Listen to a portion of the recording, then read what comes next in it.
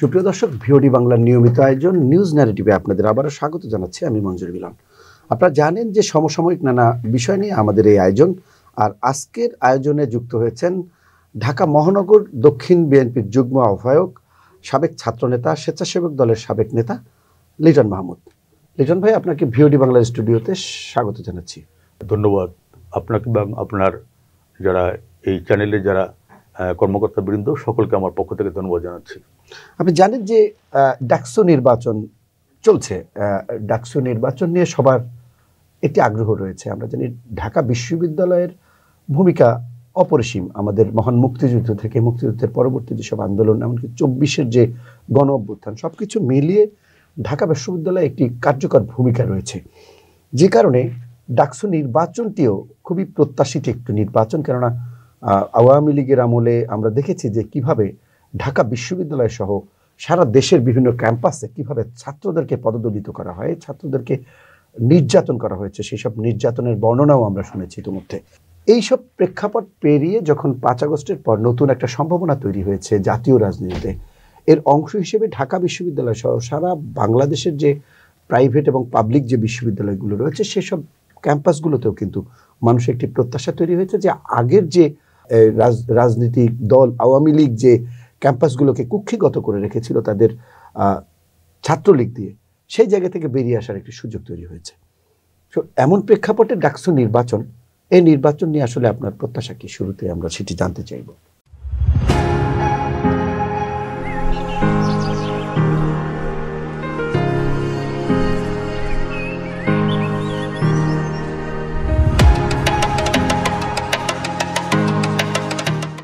সত্যিকার অর্থে বাংলাদেশের মহান মুক্তিযুদ্ধ এবং তার আগে 52-র যে ভাষা আন্দোলন এবং পরবর্তীতে ধাপে ধাপে যে পাকিস্তানি শাসনামলে আমাদের যে লড়াই সংগ্রাম, সেখানে বিশেষ করে ছাত্রদের একটা বড় ভূমিকা রয়েছে।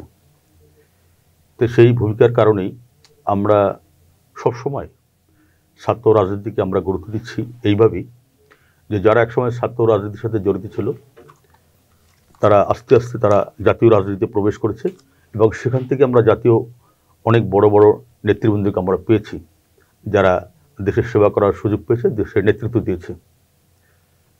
গত প্রায় 17টি বছর হাসিনার শাসনামলে বিশেষ করে এই সকল ঢাকা বিশ্ববিদ্যালয় সহ সারা বাংলাদেশে বিশ্ববিদ্যালয় কলেজগুলোতে ছাত্রলীগের যে তাণ্ডব, তাদের যে প্রতিহিংসা রাজনীতি, সেই রাজনীতিতে এদেশের যে ছাত্র রাজনীতিকে এতটাই ক্ষতিগ্রস্ত করেছে যেটি আর বলে আর শেষ করা যাবে না। তারপরও 5ই আগস্টের সেই সফল একটি বিপ্লবের মধ্যে দিয়ে আমরা যে বাংলাদেশ পেয়েছি, এই বাংলাদেশে ডাকসুর যে নির্বাচন ঘোষণা করেছে বিশ্ববিদ্যালয় কর্তৃপক্ষ, আমরা এটিকে অবশ্যই ইতিবাচকভাবে দেখছি। তারপরও এখানে আমি বাংলাদেশ জাতীয়তাবাদী দলের একজন কর্মী হিসাবে আমাদের একটা প্রত্যাশা ছিল যে এই গভর্নমেন্ট তাদের উপরে যে মূল যে দায়িত্বটা, জনগণ তাদের দিকে তাকিয়ে আছে একটি জাতীয় নির্বাচনের জন্য। জনগণ আশা করে যে অল্প সময়ের মধ্যে একটি জাতীয় নির্বাচন হবে। আর জাতীয় নির্বাচন না হওয়ার কারণে এই বাংলাদেশে বর্তমানে যে বিভিন্ন সমস্যাগুলি হচ্ছে, এই সমস্যাগুলিকে এই গভর্নমেন্ট ফেস করতে পারছে না। কারণ এই সমস্যাগুলিকে ফেস করার জন্য অবশ্যই একটি নির্বাচিত গভর্নমেন্ট দরকার। এটা কিন্তু সাধারণ মানুষের প্রত্যাশা। ডাকসু নির্বাচন দিয়েছে অনেকদিন পরে। আমরা আমাদের বিএনপির আমাদের যে ছাত্র সংগঠন বাংলাদেশ জাতীয়তাবাদী ছাত্র দল ইতিমধ্যে প্যানেল ঘোষণা করেছে। অত্যন্ত যোগ্য এবং জনপ্রিয় এবং গ্রহণযোগ্য ছাত্রনেতা, যাদের ঢাকা বিশ্ববিদ্যালয়ে অত্যন্ত জনপ্রিয়তা এবং শুধু ছাত্রদল নয়, সকল শ্রেণীর সকল মতাদর্শের ছাত্রদের মধ্যে যাদের ব্যাপক জনপ্রিয়তা, এরকম বেছে বেছে ছাত্র নেতাদের দিয়ে একটা প্যানেল জাতীয়তাবাদী ছাত্রদল ঘোষণা করেছে। ঢাকা বিশ্ববিদ্যালয়ের শিক্ষার্থীরা অবশ্যই তারা তাদের ভোটের মধ্যে দিয়ে তাদের আগামী দিনের ডাকসুর নেতৃত্ব বেছে নেবেন। সেখানে আমি মনে করি যে জাতীয়তাবাদী ছাত্র দলের অনেক ঐতিহ্য রয়েছে, অবদান রয়েছে। বিগত শেখ হাসিনার 17টি বছর ছাত্রদলের নেতাকর্মীরা যে জুলুম, নিপীড়ন, নির্যাতনের শিকার হয়েছেন, আমি মনে করি সেই কথাটা বিবেচনা রেখে সাধারণ ভোটাররা তাদের সিদ্ধান্ত নেবেন। জাতীয়তাবাদী ছাত্র দলের নেতাকর্মীরা যে ত্যাগ করেছে, আমি যদি অল্পতেও বলি, বেশি পিছনে আমি যাব না, যে জুলাই আগস্টের যে আন্দোলন, সেই আন্দোলনে যে শহীদদের সংখ্যা, সেই সংখ্যায় আমাদের অন্য অন্য দলের থেকে আমাদের সংখ্যাটা অনেক বেশি। তো এই জন্য আমি মনে করি যে ঢাকা বিশ্ববিদ্যালয়ের যারা শিক্ষার্থী, তাদের প্রতি অত্যন্ত শ্রদ্ধা রেখে, তাদের প্রতি সম্মান রেখে বলছি, তারা অবশ্যই জাতীয়তাবাদী ছাত্র দলের অবদান, তাদের ভূমিকায় স্বৈরাচার বিরোধী আন্দোলনে, তাদের ত্যাগ, তাদের আত্মহতি, সকল বিষয় বিবেচনা রেখে ছাত্র দলের প্যানেলের পক্ষে তারা রায় দেবেন। ধন্যবাদ। কিন্তু একটি বিষয় আমি উল্লেখ করতে চাই, সেটি হলো যে আমরা যদি স্বাধীনতার আগের যে ডাকসু নির্বাচন কিংবা স্বাধীনতার পরবর্তীতে 90 আমরা উদাহরণ হিসেবে টানতে পারি, এখানে কিন্তু একটি অ্যান্টি গভর্নমেন্ট সেন্টিমেন্ট ছিল। যেমন 71 বা মহান মুক্তিযুদ্ধের আগে সরকার বিরোধী একটি সেন্টিমেন্ট ছিল, যে পাকিস্তানিদের নিপীড়ন, নির্যাতন এর বিরুদ্ধে একটি মনোভাব ছিল। সেই মনোভাবের বিপক্ষে শিক্ষার্থীরা রায় দিয়েছে। আবার 90-তে যদি বলি, স্বৈরাচারের বিরুদ্ধে একটি মনোভাব ছিল। স্বৈরাচারের বিরুদ্ধে যারা একটি ছাত্র ঐক্য প্ল্যাটফর্ম ছিল, আমরা যেভাবেই দেখি না কেন, কিংবা ছাত্রদের যে প্রতিনিধি ছিল, সেখানে যারা যারা নেতৃত্ব দিয়েছে তারা বিজয়ী হয়েছে। কিন্তু এখন কিন্তু সেই সরকার বিরোধী মনোভাব নেই। এখানে প্রত্যেকটি ছাত্র সংগঠনই সমান সুযোগ সুবিধা ভোগ করছে। এখানে লড়াইটা হলো আদর্শের, ছাত্র দলের সাথে ছাত্র শিবিরের, ছাত্র শিবিরের ছাত্র দলের সাথে আবার এনসিপির যে ছাত্র সংগঠন রয়েছে সেটির, আবার এদের সবার সাথে বাম ছাত্র রাজনীতির সাথে যারা জড়িত, তাদের একটি আদর্শের লড়াই। অর্থাৎ ভোটারদেরকে কারা একটি কি বল ইশতেহার বলি আমরা, যা বা আকাঙ্ক্ষা পূরণের যে স্বপ্ন দেখাবে, সেই স্বপ্নটা দেখিয়ে আসলে কে ভোটারদেরকে টানতে পারে। অর্থাৎ একটা স্পষ্ট আদর্শের লড়াই, আদর্শিক রাজনীতি বলতে আমরা যেটা বুঝি, সেই লড়াই। সুতরাং এই নির্বাচনে জয়ী হওয়াটা কি একটু বেশি চ্যালেঞ্জ কিনা যে কোনো ছাত্র সংগঠনের জন্য? আমি সুনির্দিষ্ট কারোর জন্য বলছি না। আপনার কি মনে হয়? না, ঠিক আছে আপনার কথা। এখানে একটা বিষয় আমি আবার একটু বলতে চাই। অবশ্যই আমি আমাদের যে সংগঠন, আমাদের যে ছাত্র সংগঠন বিএনপির, বাংলাদেশের সর্ববৃহৎ ছাত্র সংগঠন বাংলাদেশ জাতীয়তাবাদী ছাত্র দলের কথা বলবো। গত 17টি বছর বাংলাদেশ জাতীয়তাবাদী ছাত্র দল তার পরিচয়কে প্রকাশিত করে মানুষের কাছে জানান দিয়ে সে কিন্তু রাজনীতি করেছে।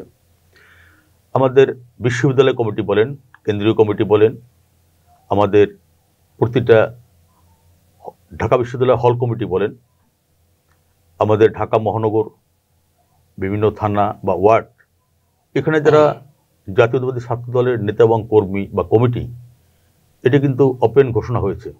এবং এখানে যারা নেতৃত্ব দিয়েছে তারা কিন্তু গোপনে সংগঠনটি করেনি। তারা স্ব এলাকায়, বিশ্ববিদ্যালয় ক্যাম্পাসে তারা তাদের জানান দিয়ে তারা রাজনীতি করেছে। মানুষ বা বিশ্ববিদ্যালয়ের যারা শিক্ষার্থীরা জেনেছে যে এই ছেলেটা জাতীয়তাবাদী ছাত্র দলের নেতৃত্ব দিচ্ছে। এখানে আমার একটা কথা, যে ইসলামী ছাত্র শিবির আজকে যারা দেখছি, তারা একসময় তাদের সংগঠনের পরিচয় না দিয়ে তারা ছাত্রলীগের পরিচয় দিয়ে তারা রাজনীতি করেছে। তারা নিজেরাই কথা বলে স্বীকার করেছে যে আমরা একসময় ছাত্রলীগের পোস্ট পদবি হোল্ড করতো বা তাদের পরিচয় তারা রাজনীতি করতো। কেন করব? আমি যদি আমার দলকে ভালোবাসি, আদর্শিকভাবে আমি মনে করি যেটা আমার সংগঠন, আমার যতই ঝুঁকি থাকুক না কেন, আমার যতই বাধা বিপত্তি থাকবে না কেন, আমি এই সংগঠনের কার্যক্রম জানান দিয়ে করব। আমি বলবো যে এই সংগঠনটা আমি করি, আমি সংগঠনে এই পোস্টে রয়েছি। সেখানে ইসলামী ছাত্র শিবির তারা ছাত্র লীগের পোস্ট হোল্ড করেছে, ছাত্রলীগের মিছিল গিয়েছে, ছাত্রলীগের সেই ছবিগুলি তাদের এখন আমরা সোশ্যাল মিডিয়ার কারণে আমরা দেখতে পাচ্ছি, এবং তারা বলে আমরা এখন ছাত্র শিবির করি। তা আপনারা কি আদর্শিকভাবে কোন দল করছেন, কি করছেন, এটা আজকে আমাদের কাছে প্রশ্ন। এই প্রশ্ন কিন্তু সাধারণ শিক্ষার্থীরা কিন্তু রাখছে এখন, যে আপনারা আওয়ামী লীগের ছাত্রলীগের জুলুম নির্যাতনের কাছে আপনারা নতি স্বীকার করেছেন। আপনারা বলতে পারেননি আমি ছাত্র শিবির করি, কিন্তু জাতীয়তাবাদী ছাত্র দলের প্রতিটা নেতাকর্মী বলতে পেরেছে, সাহস করে বলেছে যে আমি জাতীয়তাবাদী ছাত্র দল করি। এর জন্য আমাদের অনেক নেতাকর্মীকে হত্যা করা হয়েছে। আমাদের কোনো নেতাকর্মী নাই যার বিরুদ্ধে মামলা না রয়েছে। আর কারাগারে তো আমাদের নেতাকর্মীরা কারাগারে গিয়েছে, আবার আমাদের সেই ছাত্র নেতারা কারাগার থেকে বেরিয়ে আবার দলের সাংগঠনিক কার্যক্রম পরিচালনা করেছে।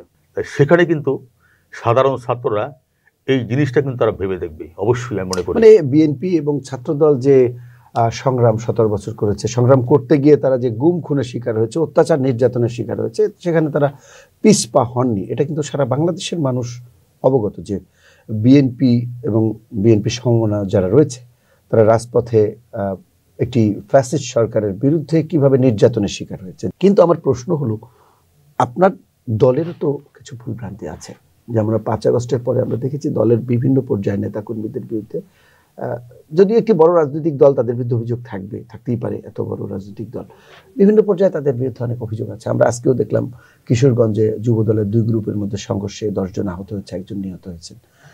বিভিন্ন জায়গায় এরকম অভিযোগ আমরা দেখি। তো এই ধরনের অভিযোগ, নেতাকর্মীদের এই ধরনের কর্মকাণ্ডে জড়িয়ে পড়া, আপনারা 31 দফা প্লাস আগামী দিনে যে পরিবর্তনের বাংলাদেশের যে চ্যালেঞ্জ, সেটি আসলে আপনারা কিভাবে মোকাবিলা করবেন? 31 দফা আমাদের দলের ভারপ্রাপ্ত চেয়ারম্যান জনাব তারেক রহমানের পক্ষ থেকে এটি জাতির সামনে উপস্থাপিত হয়েছে। বর্তমান সরকারের যে সংস্কার, সেই সংস্কারের যে দফা, তার সাথে 31 দফার কিন্তু একটা মিল আছে। তাই মিল আছে এরকম যে এই দফাটা কিন্তু আমাদের আগের, আপনারা আগে দিয়েছেন, 2023 সালে দিয়েছেন। এখন বাংলাদেশ জাতীয়তাবাদী দল সবসময় বাংলাদেশের জনগণের মতকে প্রাধান্য দিয়ে বিএনপি সবসময় তার কর্মসূচিগুলো গ্রহণ করে। বিভিন্ন জায়গায় 5ই আগস্টের পরে কিছু ঘটনা, এটিকে আমি একেবারে অস্বীকার করব না। বড় একটি রাজনৈতিক দল, তবে দল এই বিষয়ে ব্যবস্থা নিয়েছে কিনা এটা দেখতে হবে। যখনই এরকম কোনো ঘটনা ঘটেছে, সেখানে আমাদের ভারপ্রাপ্ত চেয়ারম্যান জনাব তারেক রহমান, তার নির্দেশ রয়েছে, সেই নির্দেশ মোতাবেক আমাদের ওই সকল জায়গার অভিযুক্ত যে যারা রয়েছে তাদেরকে দল থেকে বহিষ্কার করা হয়েছে আজীবনের জন্য। এরকম সংখ্যাও কম নয়। তবে আর একটা বিষয় রয়েছে যে আমরা এটাও দেখেছি যে অভিযোগ দেওয়ার পরে আবার যখন আমরা সেখানে তদন্ত করা হয়েছে, তদন্ত করার পর দেখা গেছে যে সে এই কাজের সাথে ওইভাবে সম্পৃক্ত ছিল না। এরকম ঘটনাও কিন্তু রয়েছে। আর আমাদের বিরুদ্ধে একটা বড় ধরনের অপপ্রচারও আছে, যেটা একটি সংগঠন, তাদেরকে অনেকে গুপ্ত সংগঠন বলে, তারা গোপনে থেকে তাদের সোশ্যাল মিডিয়ায় ব্যাপক রাজত্ব আছে, তারা এগুলি করছে। তো এই জন্য আমি যে আমার ভুল ভ্রান্তিগুলো আমি চেপে যাব তা না, আমার দলও কোনো দিন সেগুলা সবসময় গুরুত্ব দেওয়ার চেষ্টা করেছে। আর যারা দলের বদনাম করে, এরকম কিছু অনুপ্রবেশকারী সুবিধাভোগী লোক সবসময় এরকম বড় একটা দলের সাথে মেশার চেষ্টা করে।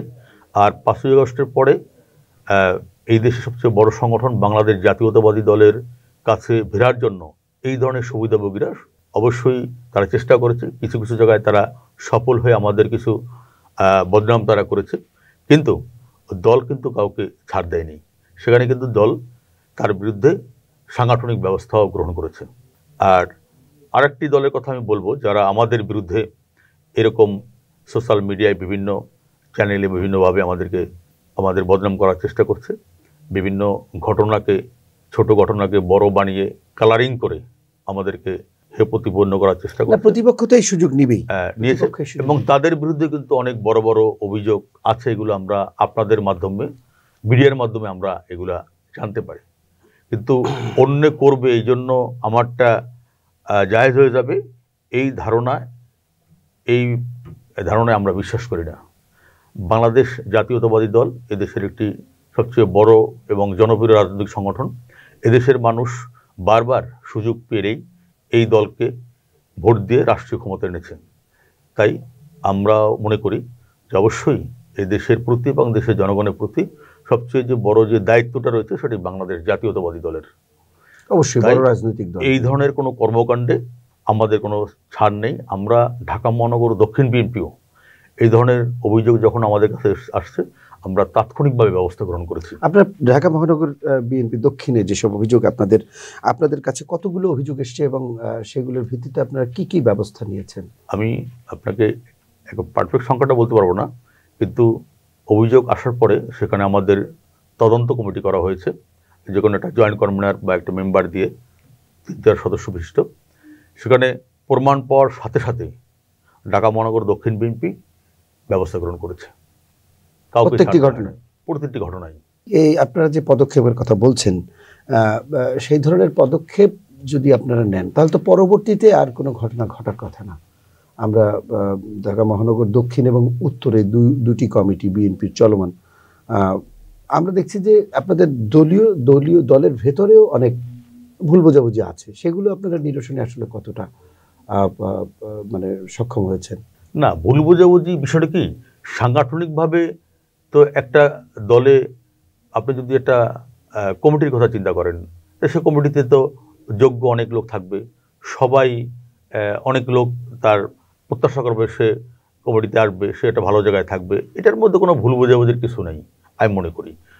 ঢাকা মহানগর দক্ষিণ বিএনপি অতীতের যে কোনো সময় থেকে এখন অত্যন্ত শক্তিশালী এবং কার্যকর। বিশেষ করে আপনি যে আলোচনায় আমরা আসছিলাম সেটা হলো গিয়ে দলের সুনাম রক্ষার জন্য ঢাকা মহানগর দক্ষিণ বিএনপি যে কোনো সময়ে কঠিন যে কোনো সিদ্ধান্ত তারা নিচ্ছে।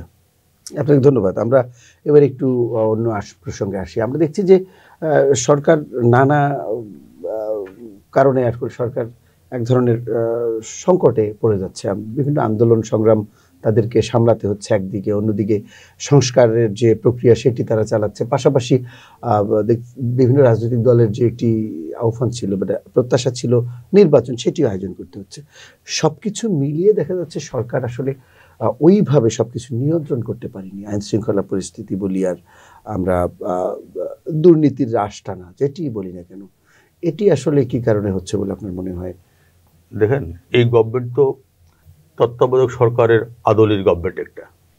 তা আমরা অতীতে যে তত্ত্বাবধায়ক সরকারগুলি দেখেছি যারা নির্বাচনকালীন গভর্নমেন্ট, সেখানকার আপনারা দেখবেন যারা প্রধান উপদেষ্টা সহ যারা বিভিন্ন উপদেষ্টা ছিল তাদের কিন্তু ব্যাপক পরিচিতি এবং অবস্থানে যেটা হাইট, এটা কিন্তু ওরকম লেভেলে ছিল। তাই এখানে কিছু লোকজন, এখানে কিছু উপদেষ্টা রয়েছে যারা ওইভাবে একটা রাষ্ট্র পরিচালনার জন্য তাদের অভিজ্ঞতার অভাব, তাদের অবস্থানগত একটা ব্যাপার আছে। তাই এই দিক দিয়ে আমি মনে করি যে এই সরকারের আরেকটু ভেবেচিন্তে, আরেকটু যারা রাষ্ট্র পরিচালনার কিছু অভিজ্ঞতা রয়েছে এবং এই রকম কিছু আপনার উপদেষ্টা যদি তারা নিতে পারতো তাহলে আমার মনে হয় যে তারা সফল হতো। তারপরও আমাদের পক্ষ থেকে আমাদের ভারপ্রাপ্ত চেয়ারম্যান একটা কথা বলেছেন যে ইউনুস গভর্নমেন্টকে আমাদের ব্যর্থ করে দেওয়া চলবে না। আমরা যে কোনো বিষয়ে গভর্নমেন্টের পাশে আমরা রয়েছি। তা বাংলাদেশ জাতীয়তাবাদী দল সবসময় চায় যে এই সরকার সফল হোক, এই সরকার একটি নিরপেক্ষ নির্বাচন মধ্য দিয়ে তার যে কাজ এটি সুন্দরভাবে সমাপ্ত করুক। সেই জন্য বিএনপি সবসময় এই সরকারের পক্ষে রয়েছে। কিন্তু সেই নির্বাচনের পরিবেশ পরিস্থিতি ঠিক করতে কি সরকার এখন পর্যন্ত কি কাজ শুরু করেছে? আমরা তো সেই ধরনের পরিস্থিতি দেখছি না। বিশেষ করে যে প্রশাসনের রন্ধ্রে রন্ধ্রে বিভিন্ন জায়গায় আওয়ামী লীগের দোসররা এখনো বসে আছেন, সেই বিষয়গুলো তো কোনো পদক্ষেপ নিচ্ছে না। এটা হচ্ছে কি, নির্বাচনে তো গভর্নমেন্ট এখনো একটা রোডম্যাপ যেটা ঘোষণা করেছে তারা আগামী বছর 2026-এর ফেব্রুয়ারি মাসে করবেন। আর বিভিন্ন জায়গায় যে প্রশাসনে যে আওয়ামী লীগের যে দোসররা যারা সুবিধাভোগী তারা আছে, এটা সত্য কথা। এটা আমরা পত্রপত্রিকা বা আমরা আপনাদের মাধ্যমে আমরা জানতে পারি। এইখানে সবচেয়ে বড় সমস্যা যে আওয়ামী লীগের এই ধরনের দোসর যারা শেখ হাসিনারকে ক্ষমতায় টিকে রাখার জন্য এতটি বছর যারা এই দেশের জনগণের বিরুদ্ধে অবস্থান নিয়েছে, তাদেরকে রেখে একটা ভালো নির্বাচন করা খুব টাফ। তারপরেও এখানে আরেকটা বিষয় বলি, যেটা হলো যে এই নির্বাচন করার জন্য এই সরকারের যে সদিচ্ছা, এটাকে আমরা সাধুবাদ জানাই। তবে মানুষ কিন্তু মাঝে মধ্যে কিন্তু সন্দেহ করে যে নির্বাচন তারা করবে কিনা বা করতে পারবে কিনা। সেখানে সরকারের আর একটু ক্লিয়ার করা দরকার, যাতে করে মানুষ আশ্বস্ত হয়। আর নির্বাচনটা এই জন্যই দরকার যে এই দেশের মানুষ গত 3টি নির্বাচনে খুনি হাসিনার শাসনামলে তারা ভোট দিতে পারে নাই। মানুষ কিন্তু দেখবেন যে এই দেশের যত সমস্যা, এই সমস্যাকে কিন্তু তারা একটা জায়গায় নিয়ে অ্যাড্রেস করে, সেটা হলো নির্বাচন। আপনি নির্বাচন দেন, একটা নির্বাচিত গভর্নমেন্ট আসুক, তাহলে মানুষ মনে করে যে অন্য অন্য সমস্যাগুলি সমাধান করা সম্ভব, যেটি এই সরকার সমাধান করতে পারছে না। কারণ সমাধান করার জন্য যে ধরনের মেধা বুদ্ধি সম্পন্ন মানুষ দরকার, আমি মনে করি ইউনূস সাহেবের পাশে সেই ধরনের লোকের খুব অভাব রয়েছে। মানে আপনি বলতে চাচ্ছেন যে এই সরকারের অনভিজ্ঞতা কিংবা অপ্রতুলতা রয়েছে, এটি যেমন সত্যি, পাশাপাশি এটি একটি নির্বাচিত সরকার নয় যেহেতু, বা রাজনৈতিক সরকার নয়, যে কারণে তাদের আসলে এই ধরনের সংকট সমাধান করা সম্ভব নয়। তারা যদি একটি সুন্দর নিরপেক্ষ নির্বাচন দিয়ে একটি রাজনৈতিক দলকে ক্ষমতায়, জনগণ যাকে রায় দিবে সে যদি আসে, ওই ধরনের একটা পরিবেশ তৈরি করলে তখন হয়তো দেশের সব ধরনের সংকট মোকাবেলা করা সম্ভব হবে। ঠিক আছে, কিন্তু সামনে একটি নির্বাচন, আমরা জানি যে আগামী বছরের ফেব্রুয়ারির মধ্যে নির্বাচনটি অনুষ্ঠিত হবে।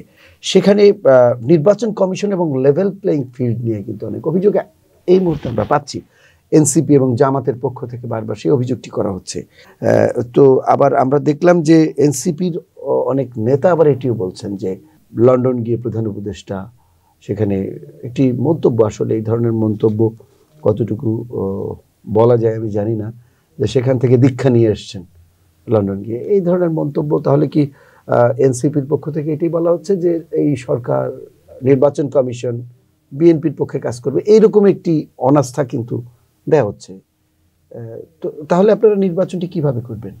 এটা হলো গিয়া, যারা বলছে তারা কিন্তু তাদের সুবিধার জন্য বলছে।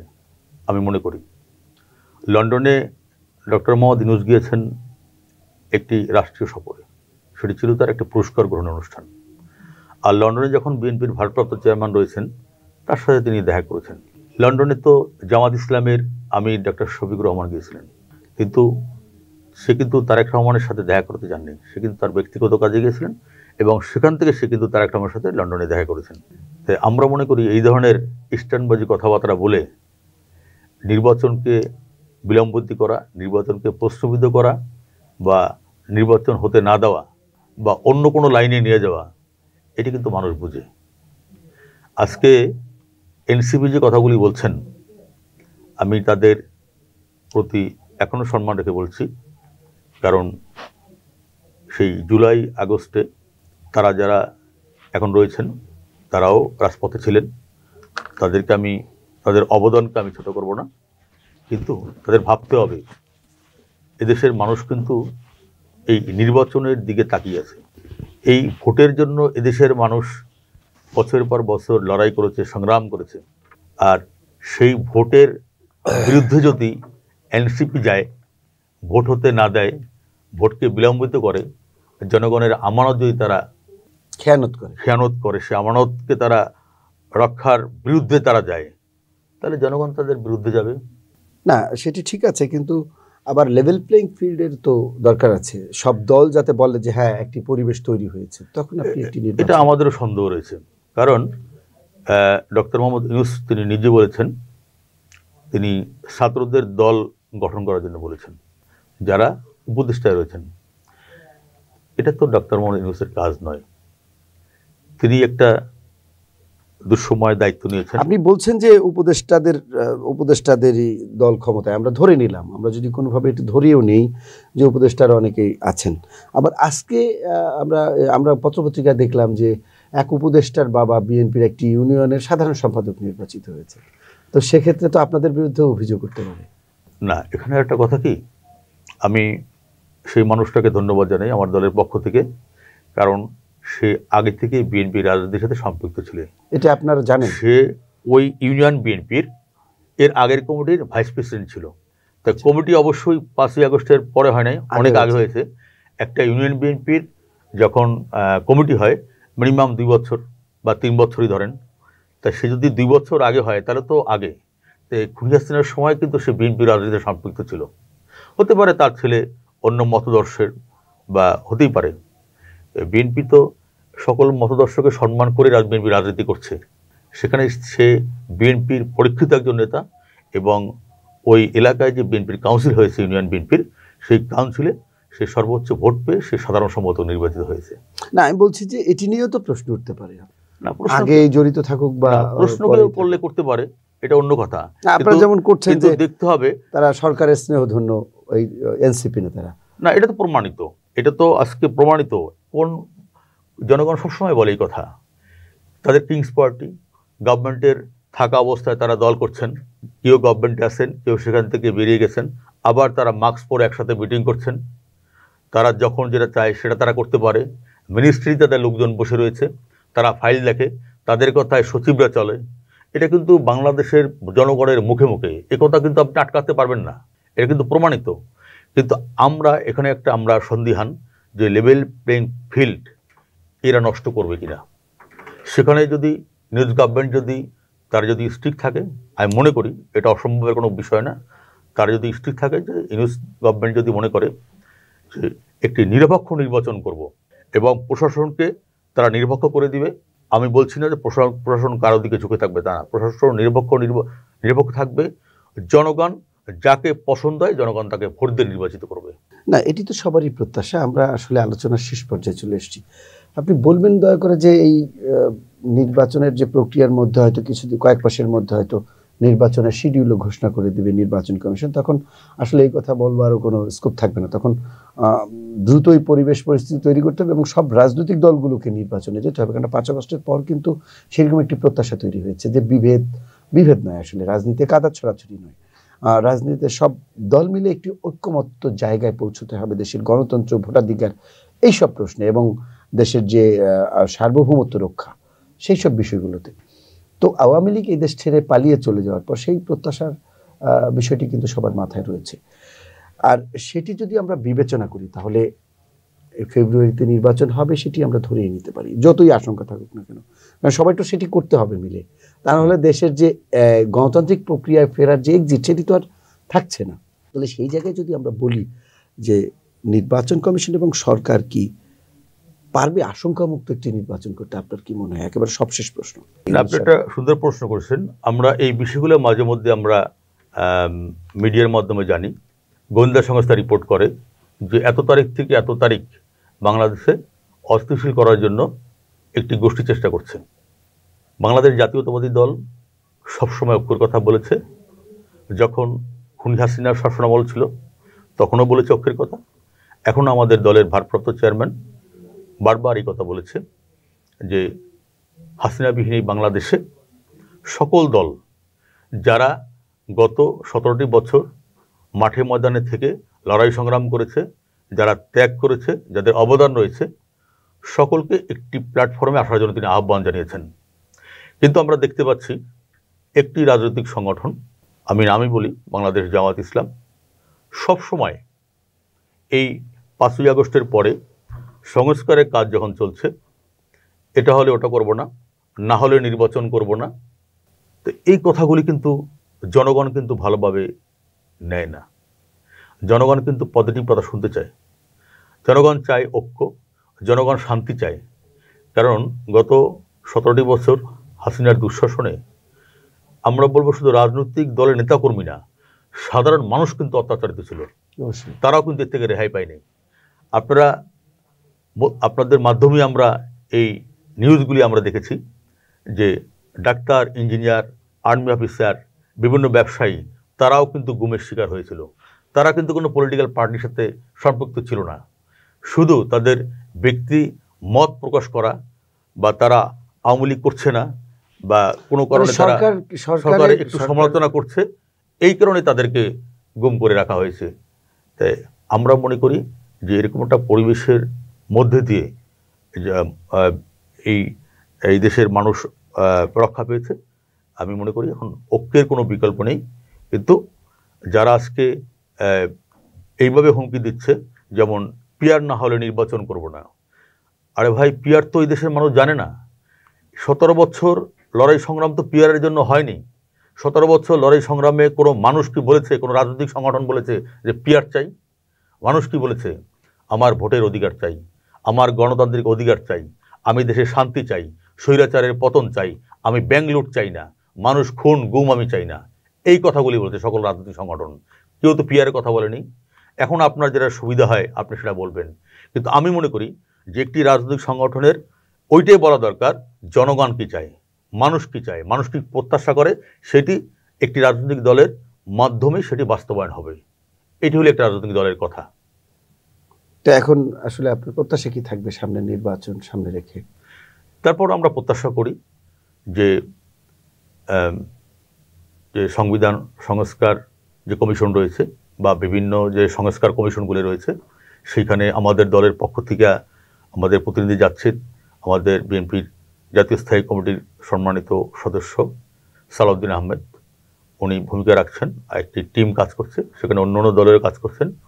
এবং যারা আজকে এই দেশের একটি শান্তিপূর্ণ যে অবস্থান থেকে তারা দেশকে অন্য একটি অবস্থানে নিয়ে যাওয়ার চেষ্টা করছেন, তারা সেখান থেকে ফিরে আসবেন এবং দেশের জনগণ যেটা চাচ্ছে তার সাথে তারা একমত থাকবেন। এই প্রত্যাশা আমি করছি। মানে সুন্দর একটি নির্বাচনের লক্ষ্যে একটি নির্বাচন, সেখানে জনগণ যাকে ভোট দিবে সে ক্ষমতায় আসবে।